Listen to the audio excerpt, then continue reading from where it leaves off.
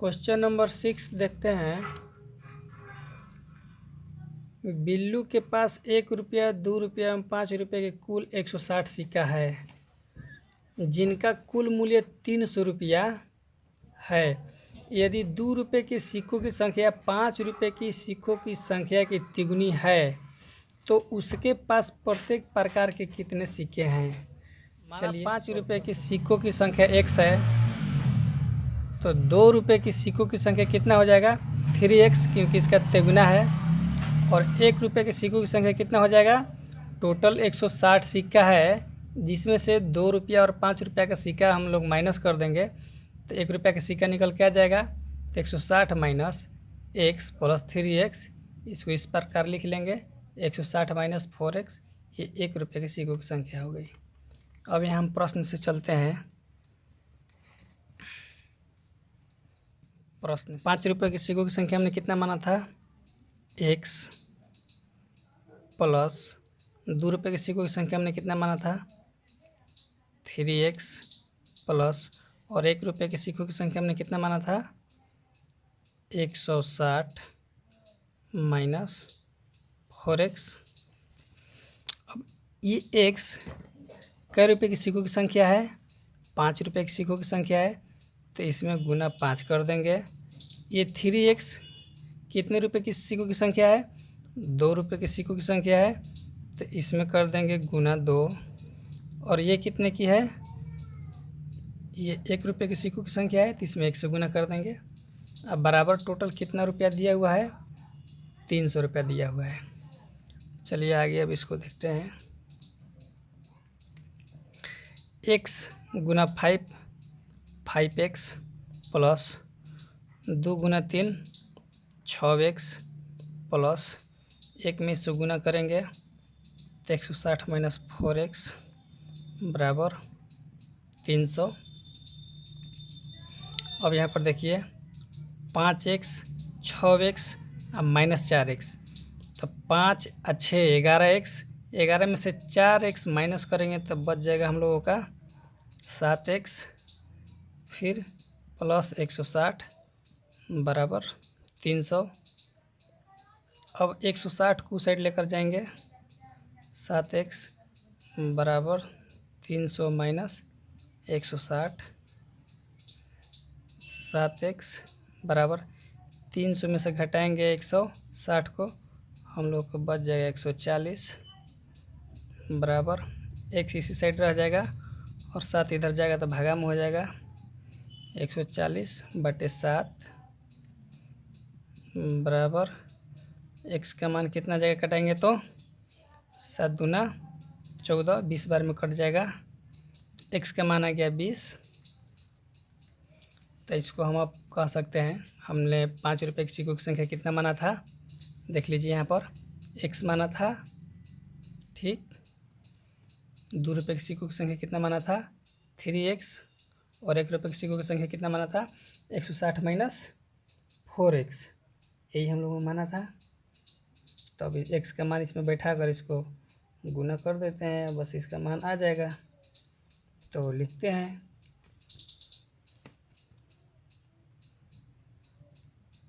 5x बराबर 5 गुना x का मान कितना है 20, तो 20 बराबर में आ गया 100। फिर यहाँ हो गया ये कितना था द्वितीय 6x हो गया था, देखिए यहाँ पर 6x, तो इसको 6x बराबर 6 गुना 20 बराबर 120 हो जाएगा। और ये हो गया हम लोगों का कितना था 160 माइनस 4x था ना,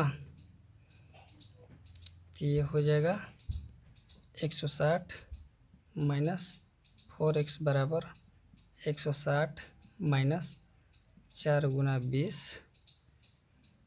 अब यहाँ पर बराबर हो जाएगा 20 चौका 80, 160 माइनस 80। अब इसको घटाएंगे 160 में से 80 को, तो बच जाएगा 80। यही तीनों इसका टोटल संख्या हो जाएगा, लिख लीजिए। इस यहाँ पर हम लिख सकते हैं यहाँ पर लिख देंगे कि 5 रुपये की सिक्कों 5 रुपये की सिक्कों की संख्या देख लीजिए। 5 रुपये की सिक्कों की संख्या कितनी है, यहाँ देख लीजिए 100 है। अब यहाँ पर 2 रुपये की सिक्कों की संख्या 120 और 1 रुपये की सिक्कों की संख्या 80।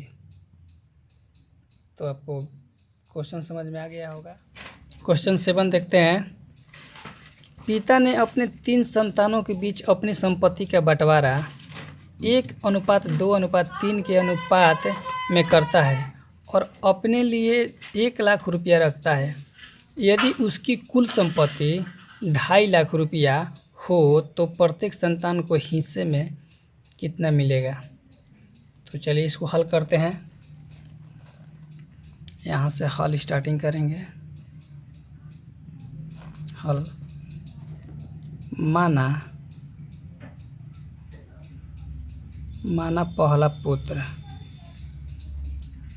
पहला पुत्र को x रुपया मिलता है तो दूसरा पुत्र को कितना मिलेगा। दूसरा को मिलेगा 2x और तीसरा को 3x मिलेगा। तो चलिए प्रश्न से बनाते हैं इसको। प्रश्न से पहला पुत्र को x रुपया मिलता है और दूसरा पुत्र को 2x और तीसरा पुत्र को 3x मिलता है और वह खुद अपने लिए भी 1 लाख रुपया रखते हैं। 1 लाख और टोटल उनका संपत्ति 2.5 लाख है। 2.5 लाख रुपया है। तो चलिए इसको अब सॉल्व करते हैं। तो x 2x और 3x 6x प्लस 1 लाख बराबर 2.5 लाख हो जाएगा यहाँ पर। और 6x 1 लाख को इस साइड लेकर जाएंगे तो 2.5 लाख माइनस 1 लाख।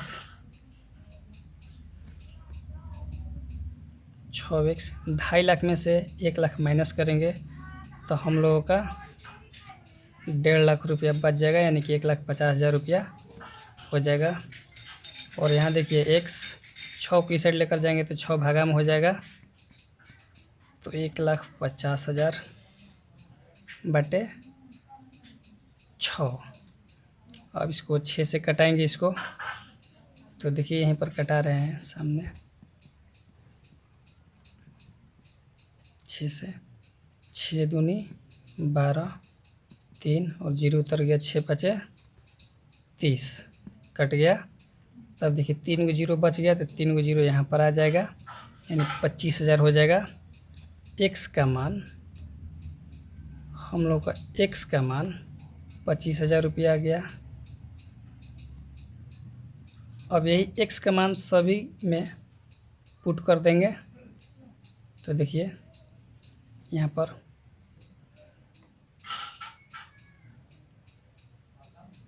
पहला लड़का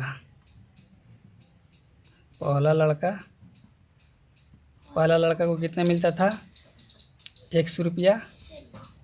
तो x का मान कितना आया है 25,000, यानी कि पहला लड़का को 25,000 मिलेगा और दूसरा लड़का को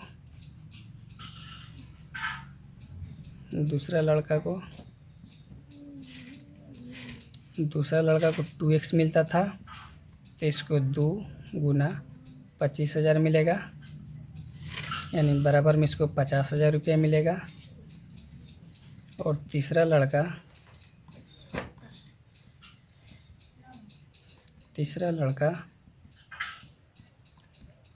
3x 3x मिलता था, तो 3 गुना x का मान 25,000, तो 25 75,000 इसको मिलेगा। यही इसका आंसर हो जाएगा। क्वेश्चन नंबर 8, 11 के लगातार 3 गुणजों का योग 231 है, तो उन्हें ज्ञात कीजिए। चलिए इसको ज्ञात करते हैं। तो यहाँ से हल स्टार्टिंग करेंगे।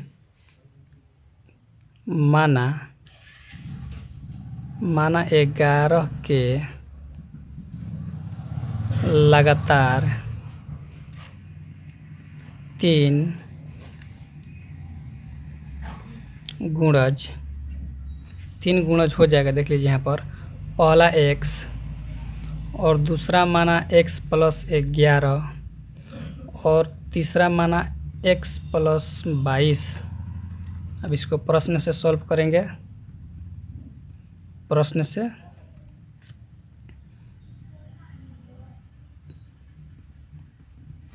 x प्लस 11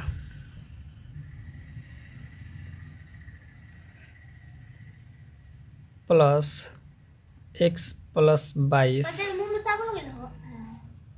बराबर 231 दिया है। तो इसको इस प्रकार लिख लेंगे x plus 11 plus x plus 22 बराबर 231। x देख लीजिए 3 को यहाँ पर x है, तो 3x प्लस 11 और 22 33 हो जाएगा जोड़ने पर, और बराबर 231। अब 33 को इस साइड लेकर जाएंगे तो 231 माइनस में हो जाएगा 33। 3x बराबर, अब इसको इसमें से घटाएंगे तो देख लीजिए यहाँ से घटा रहे हैं, 231 में से 33 माइनस 11 में से 3 गया 8, और इसको हासिल दे देगा तो 12 में से 9 198 हो जाएगा। तो 3x बराबर 198। अब 3 की साइड लेकर जाएंगे, गुना में है यहाँ पर, इधर लाएंगे तो ये भागा में हो जाएगा, और इसको कटाएंगे 3 छक्का 18 और 3 छक्का 18, यानी कि 66 बार में कट जाएगा। तो x बराबर हम लोगों का आ गया 66। तो हमने क्या माना था, एक बार फिर यहाँ से देख लीजिए। पहला माना था x और दूसरा माना था x प्लस 11 और तीसरा माना था x प्लस 22।